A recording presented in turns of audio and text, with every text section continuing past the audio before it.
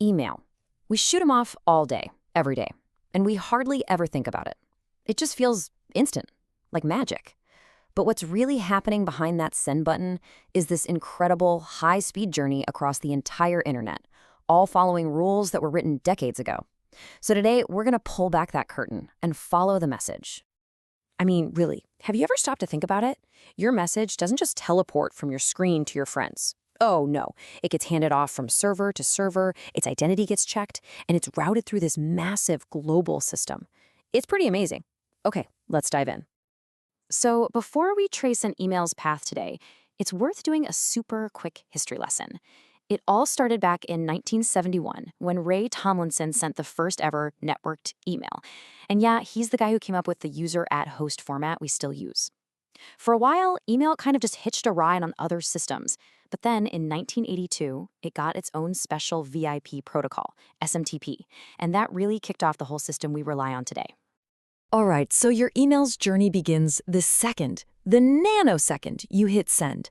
The very first step is getting it off your device and out the door, and that whole process is handled by one single crucial protocol.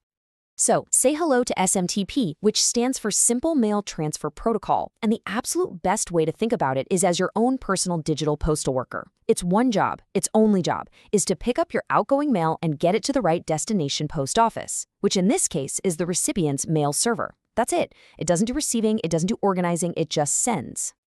Now, when your email client talks to a mail server, it's not just a chaotic blast of data. It's a very polite, very structured conversation that happens in 3 stages. First, you've got the handshake. That's basically your client calling up the server and saying, "Hey, how's it going? I've got a message for you." Then comes the transfer, which is exactly what it sounds like. The actual email gets sent over. And finally, you've got termination, where they both say, "All right, thanks, talk to you later," and hang up. And this is where it gets so cool. This is what that conversation actually looks like under the hood.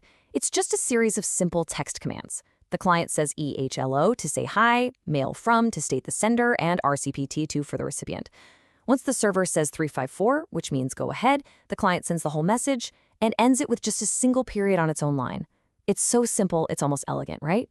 And this exact little dialogue is what powers billions of emails every single day. Okay, so the email has been sent. It's now flying across the open internet, hopping from your server to the recipient's server. But wait a minute. In a world absolutely full of spam and phishing scams, how does the next server in the chain know that this email is, well, legit? This is a massive problem. I mean, without any verification, anybody could send an email pretending to be from your bank or from your boss, anybody. This is called email spoofing, and it's how most phishing attacks get started. So to fight this, a whole set of authentication standards were created. Think of it like your email is trying to get through passport control at an airport. SPF is the first officer it meets. It checks the passport, the IP address, and asks, "Are you coming from an authorized airport for this airline?"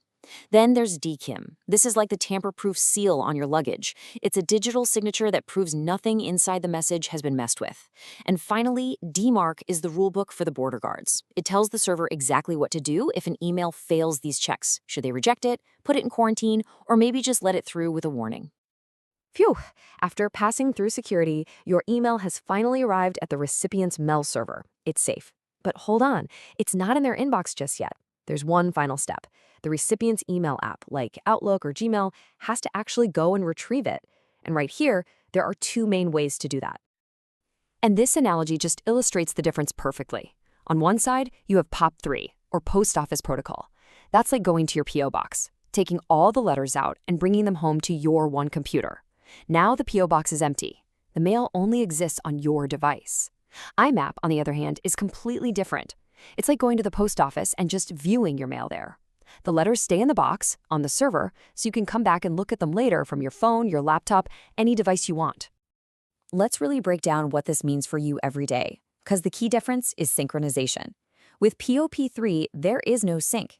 If you read or delete an email on your phone, your laptop has no idea that happened. The two are completely separate. But with IMAP, every single action is synced across the board. You read an email on your phone, it instantly shows as read on your laptop. You create a new folder, boom, it's everywhere. And honestly, this one difference is what usually determines which protocol is right for you. Now, I know this all might seem really technical and in the weeds, but trust me, Your choice between POP3 and IMAP has a huge impact on your daily life, and it can be the source of some major frustration if you get it wrong. And this quote right here just says it all, doesn't it? It perfectly captures that frustration. Someone sets up their email with POP3 on a brand new computer and then has that moment of panic. Wait, where are all my folders? And the answer, of course, is that they're stuck back on the old device. Because with POP3, your folders and your organization only live on that one machine. So let's just make this super simple. For pretty much everybody these days, IMAP is the right choice. If you use a phone and a computer, you want IMAP. If you want all your folders and everything you've read to sync up everywhere, you want IMAP. If you like the idea of your emails being safely backed up on a server if your laptop dies, you definitely want IMAP. It's the protocol that was built for our modern multi-device lives. That said, POP3 isn't totally obsolete. It still has its place for a few specific situations. If you are someone who strictly, and I mean strictly, uses only one computer for email, and maybe you're worried about running out of storage space on the server, POP3 is a solid choice. It downloads everything, freeing up that server space. It also means you have a complete offline copy of every email you've ever received right there on your machine, which can be a lifesaver if your internet is unreliable. So there you have it, from a simple text conversation between servers to a complex web of digital passports to that final choice of how you pick up your mail. The journey of a single email is just a marvel of engineering. So the next time you hit send, you'll know exactly what's happening behind the screen. And the only question left is, now that you know, are you using the right tools to manage it?